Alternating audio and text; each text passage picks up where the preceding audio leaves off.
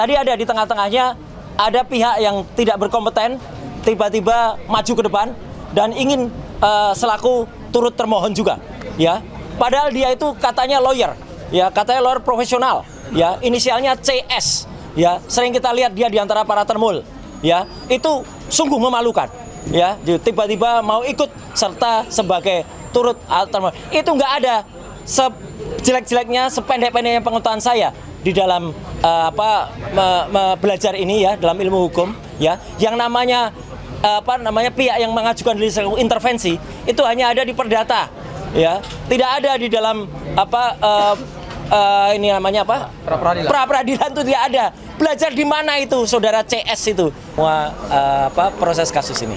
Kemudian selanjutnya kami juga mengaturkan terima kasih dan apresiasi sebesar-besarnya kepada termohon, ya, dalam hal ini Polda Metro Jaya yang diwakili kuasa hukumnya yang telah hadir dan kemudian mendengarkan dengan sangat baik dan kemudian juga bersedia untuk menjalankan agenda sidang sesuai dengan apa yang tadi telah dibacakan oleh Hakim Tunggal, yaitu besok pagi Polda Metro Jaya harus menyampaikan jawabannya.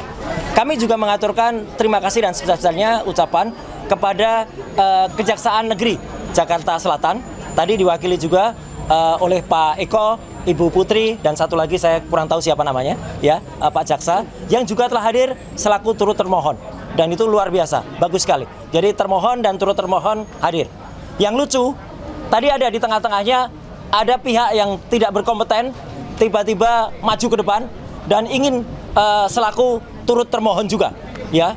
Padahal dia itu katanya lawyer, ya, katanya lawyer profesional, ya, inisialnya CS, ya. Sering kita lihat dia di antara para termul, ya. Itu sungguh memalukan, ya. Tiba-tiba mau ikut serta sebagai turut termohon. Itu nggak ada sejelek-jeleknya, sependek-pendeknya pengetahuan saya di dalam belajar ini, ya, dalam ilmu hukum, ya. Yang namanya pihak yang mengajukan diri sebagai intervensi itu hanya ada di perdata, ya, tidak ada di dalam pra peradilan itu tidak ada. Belajar di mana itu saudara CS itu, ya, gitu, yang kemudian saya sudah lihat sering sekali berkuar-kuar dengan di samping para termul itu, ya, gitu. Jadi itu yang terjadi. Jadi ada pihak yang kita apresiasi dan ada pihak yang kita permalukannya. Sayang saya tidak menggunakan kaos yang biasanya tertulis malu bro. Kalau ada saya buka kaosnya, saya tuliskan itu malu bro kayak gitu tuh, ya. Udah katanya belajar selaku kuasa hukum merah putih, ya. Merah putih biru hitam itu namanya. Ya, nggak jelas itu. Dan tadi intinya sudah dilakukan pembacaan apa yang kita harapkan nanti secara detail, ya, kemudian apa yang kita lakukan, petitum dan positanya juga nanti akan disampaikan oleh kuasa hukum saya, ya, ada Pak Refli Harun, ada juga Pak Gafur Sangadi dan juga tadi beberapa yang ada, dan kita sudah sampaikan apa yang kita mohonkan di dalam pra peradilan ini. Intinya adalah tentang tindakan penangkapan, kemudian upaya penahanan yang tidak sesuai dengan hukum yang ada. Tadi secara detail disampaikan, tidak adanya izin dari RT RW, tidak adanya pemberitaan atau penetapan dari pengadilan, kemudian dilakukan dengan tidak sesuai dengan KUHP yang baru, ya, kemudian tidak juga dilakukan sesuai dengan peraturan perundang-undangan yang berlaku. Jadi alhamdulillah tadi juga Hakim Tunggal mengatakan proses ini akan berlangsung dengan cepat, ya, insya Allah akan berlangsung selama 7 hari kalender, ya. 7 hari kerja, sehingga besok akan langsung dinyatakan jawaban dari Polda. Kemudian juga kalau ada replik besok juga akan kita sampaikan, duplik besok juga akan kita sampaikan. Selanjutnya proses akan berlangsung dan insya Allah putusannya, insya Allah, ya, kalau saya tidak salah tadi mohon dikoreksi, tanggal 7 Juli tahun 2026. Kami mohon kepada masyarakat, intinya begini, sebelum ada pertanyaan, kenapa saya mengajukan ini? Kami mengajukan ini bukan hanya untuk kami pribadi. Kami mengajukan ini untuk seluruh rakyat Indonesia. Agar kesewenang-wenangan dan kebrutalan yang terjadi pada saat penangkapan, penahanan itu tidak terulang lagi. Kalaupun ada, ini yang terakhir yang saya alami.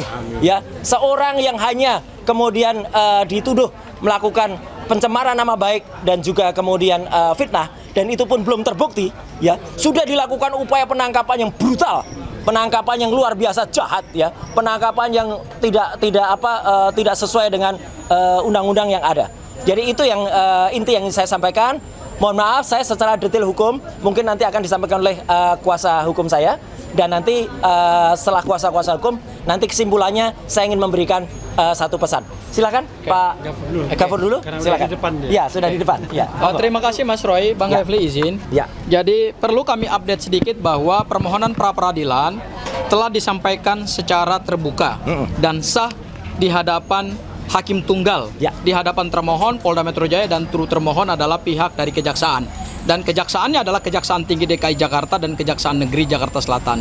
Kami dengan membacakan permohonan pra peradilan tadi, maka terjawablah sudah bahwa ada desas-desus kami menarik Bapak Presiden Prabowo, pemerintah Republik Indonesia, ternyata itu tidak tepat. Ya, itu tidak sesuai dengan yang sebenarnya terjadi dalam persidangan pra peradilan. Kemudian yang kedua, alasan-alasan permohonan saya kira nanti bisa dijelaskan lebih komprehensif oleh Bang Refli. Tetapi yang pasti adalah hari ini kami menyampaikan apresiasi yang luar biasa kepada pihak Pengadilan Negeri Jakarta Selatan, kemudian juga termohon Polda Metro Jaya dan Kejaksaan, sehingga besok akan dilanjutkan dengan agenda penyampaian jawaban dari termohon. Ya, kalau turut termohon, saya kira tidak perlu dia menjawab. Ya. Karena pokok perkara yang tadi diperiksa berdasarkan permohonan kami itu tidak berhubungan dengan kewenangan daripada Kejaksaan. Sehingga nanti besok itu hanya dijawab oleh pihak Polda Metro Jaya. Kemudian besok juga begitu disampaikan jawaban, kami secara simultan akan langsung menyampaikan replik. Ya, jadi kami akan minta kepada hakim supaya sidang diskor dulu beberapa jam. Kami langsung akan menuliskan replik kami. Kemudian kalau Polda Metro Jaya mau menyampaikan duplik, ya kami tentu akan juga memberikan kesempatan kepada Polda Metro Jaya untuk menyampaikan duplik. Dan setelah itu pada hari Rabu Mas Roy, itu langsung kita masuk di dalam proses pemeriksaan. Betul. Ya, pembuktian. Yaitu bukti-bukti dari kami, bukti apa saja tentu nanti hari Rabu akan kami sampaikan. Termasuk juga kami akan minta kepada pihak Pengadilan Negeri Jakarta Selatan untuk memberikan kami fasilitas berupa layar, sehingga video-video yang menggambarkan proses penangkapan, penahanan, terutama penangkapan di rumah kediamannya Mas Roy, itu akhirnya nanti kami buka kepada publik. Sehingga silakan Anda nilai. Ya. Dan yang terakhir, Mas Roy, tadi terkait dengan pencekalan ya. Memang pada saat kami mengajukan materi permohonan pertama kali itu memang tidak masuk, sehingga kami berharap tadi kami akan masukkan dalam renvoy atau perbaikan. Tetapi karena memang tidak boleh menambah posita dan petitum, begitulah hukum acaranya. Ya memang kami menghargai apa yang menjadi sikap dari hakim pra peradilan. Dan yang terakhir, kok ada, saya juga bingung ya, kok ada seseorang yang selama ini mengatasnamakan tim kuasa hukum Merah Putih, kok tiba-tiba nyelonong gitu loh untuk menjadi para pihak dalam perkara ini. Saya bingung juga nih. Ini belajar hukum acara pidananya di mana nih? Kalau pihak atau pihak lain masuk sebagai intervensi, itu hanya boleh diperkenankan dalam gugatan perdata. Nah, itu. Sementara ini perkaranya perkara pidana, tidak pernah ada pra peradilan itu kemudian ada pihak lain yang tidak punya kepentingan kemudian masuk menjadi intervensi. Ya sudahlah, kita ketawa sajalah. Inilah bukti bahwa bukan hanya pemohon yang juga menegakkan hukum secara unprosedural, tetapi juga pendukung-pendukung dari kubu sebelah itu ternyata juga banyak yang melanggar hukum. Saya kira itu, silakan Bang Refli untuk melanjutkan. Oke. Maju. Silakan. Oke. Sorry, maaf Pak. Oke. Assalamualaikum warahmatullahi wabarakatuh. Waalaikumsalam. Kawan-kawan semua, terima kasih atas kehadirannya. Saya akan menambahkan dari apa yang sudah disampaikan Mas Roy dan Abdul Ghafur Sangaji. Jadi pertama kami mengapresiasi Pengadilan Negeri Jakarta Selatan ini yang sudah berkenan membuka diri sehingga kawan-kawan semua bisa siaran langsung. Luar biasa. Ya, bisa siaran langsung, bisa live streaming. Kita berharap mudah-mudahan itu juga berlaku untuk sidang perkara pokok di Pengadilan Negeri Jakarta Timur. Karena kita mendengar belum diperbolehkan untuk live streaming atau untuk siaran langsung. Jadi dengan teman-teman kompak mengajukan surat misalnya, mudah-mudahan itu akan dibuka. Karena kami mendengar bahwa tidak boleh siaran langsung untuk perkara pokok. Yang akan dimulai kick off-nya untuk kasus Dr. Tifa itu tanggal 2 Juli 2026 pukul 9 pagi. Ya, itu satu pengumuman. Yang kedua adalah kawan-kawan semua, seperti yang didengarkan tadi, yang diajukan tuh 3 hal saja, kurang lebih babonnya, yaitu penggeledahan, kemudian penangkapan, dan penahanan.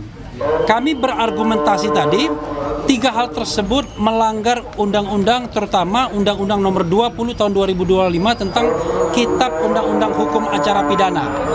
Penggeledahan kami menengarai tidak ada penetapan dari pengadilan negeri setempat tadi ya. Ya. Kemudian penangkapan kami menengarai bahwa alasan penangkapan dikaitkan dengan P21 atau sudah selesainya penyidikan itu tidak benar dan tidak sesuai menurut hukum. Karena menurut hukum yang ada itu harus dikaitkan dengan pemeriksaan tersangka dalam proses penyidikan atau Mas Roy mangkir 2 kali berturut-turut tidak dipanggil, tidak datang dan mangkir. Kemudian soal penahanan, kalau teman-teman tadi menyimak dengan seksama, pasal 100 ayat 5 Undang-Undang 20/2025 tentang KUHP itu menyebut 8 alasan dilakukannya penahanan, dan dari 8 alasan tersebut sudah dibantah semua. Tidak ada satu pun yang bisa dikenai kepada Mas Roy, termasuk Dr. Tifa juga. Jadi apakah Mas Roy berupaya melarikan diri? Tidak. Apakah Mas Roy berupaya menghilangkan barang bukti? Barang bukti apa? Karena sudah selesai penyidikannya. Apakah mengulangi tindak pidana? Tindak pidana apa yang mau diulangi? Karena kita masih berdebat.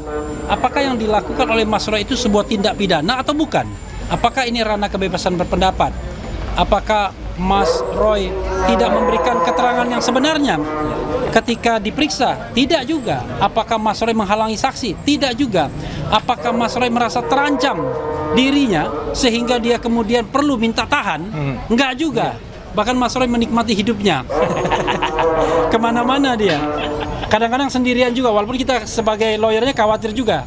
Tetapi intinya adalah dari 3 hal tersebut, penggeledahan, penangkapan, penahanan, itu kekeliruan fatal dari penyidik Polda Metro Jaya, dan karenanya kami memintakan di ketiga tersebut dinyatakan batal demi hukum, dan kemudian tentu ada administrasi untuk pembatalannya. Mudah-mudahan apa yang kami sampaikan ini bisa dikabulkan oleh Hakim Tunggal Pra-Peradilan Pengadilan Negeri Jakarta Selatan. Terima kasih. Ya. Wassalamualaikum Ada warahmatullahi tambahan? wabarakatuh. Sebentar. Sebelum saya penutup, Bu Aya ada? Pak. Baik. Ya. Jadi gini, ya.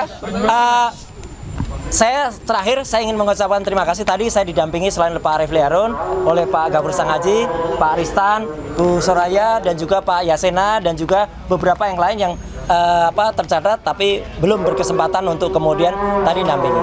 Hal yang penting ini saya juga, karena ini update ya yang saya sampaikan berhubungan dengan tadi, besok itu rencananya saya akan diundang oleh Polda Metro Jaya untuk melakukan klarifikasi atas laporan saya terhadap dokter palsu ya, Rismon Hasiolan Sianipar ya, yang telah melakukan tuduhan saya terhadap barang-barang Kemenpora. Tapi karena kepentingan dari sidang pra-peradilan yang sangat-sangat penting untuk saya hadir di sini besok, maka teman-teman saya sampaikan, sekali surat sudah juga meluncur ke Polda Metro Jaya, saya minta untuk pemeriksaan di Polda Metro Jaya di reschedule, karena itu toh saya yang mengajukan laporannya. Jadi nggak apa-apa, ya itu akan sekaligus menunggu juga dari Polda Metro Jaya juga memang sudah datang ke, katanya sudah datang ke kantor Kementerian Pemuda dan Olahraga, dan sudah mendapatkan jawaban dari kantor Kemenpora bahwa urusan barang-barang itu sudah selesai. Jadi dulu itu hanya ada kesalahan administratif pencatatan yang harusnya ke kementerian dicatatkan sebagai menteri, dan itu sudah ada putusan juga dari Pengadilan Negeri Jakarta Selatan bahwa gugatan dari menteri sudah saya, Mas Imam Nahrawi, itu sudah dicabut, jadi sudah dibatalkan. Artinya saya sudah inkrah memenangkan perkara itu. Jadi tambahan saya cuma itu ya. Jadi sekali lagi perkara ini masih cukup panjang. Jadi kalau tadi didengar ada kasus pencekalan yang kemudian itu ternyata tidak kita masukkan, nah itu nanti berarti ada konsekuensinya juga bagi kami. Untuk apa? Untuk melakukan tindakan yang lain. Teman-teman bisa mengira itu kira-kira apa. Jadi sekali lagi itu yang ingin saya sampaikan kepada semua. Jadi sekali lagi memang yang namanya ilmu hukum itu pelik. Ilmu hukum itu susah. Saya juga diri harus belajar hukum Karena apa? Untuk membuktikan itu palsu atau tidak, itu juga panjang. Nah, gitu. Ya, gitu. Jadi ilmu itu memang panjang ya, gitu. Kontroversinya akan panjang. Jadi pra-peradilan ini termasuk untuk membuktikan kontroversi ini dan biarkan semua itu berjalan sesuai dengan jalurnya. Sekian, terima kasih untuk semuanya, untuk semua media, untuk YouTuber dan juga untuk semua masyarakat Indonesia yang sudah ikut bersamai. Wassalamualaikum warahmatullahi wabarakatuh. Mas, soal barang bukti yang akan dihadirkan CCTV, Nanti berapa ada. file, apa saja gambar yang paling Nanti krusial? ada semuanya hari Rabu Cukup besok ya? ya. Oke, nanti bisa dilihat juga. Terima kasih ya. Terima kasih. Silakan diambil mikrofonnya. Berat banget. Amat. Jauh lagi. Pak, banjir. Sayang nih. Aduh.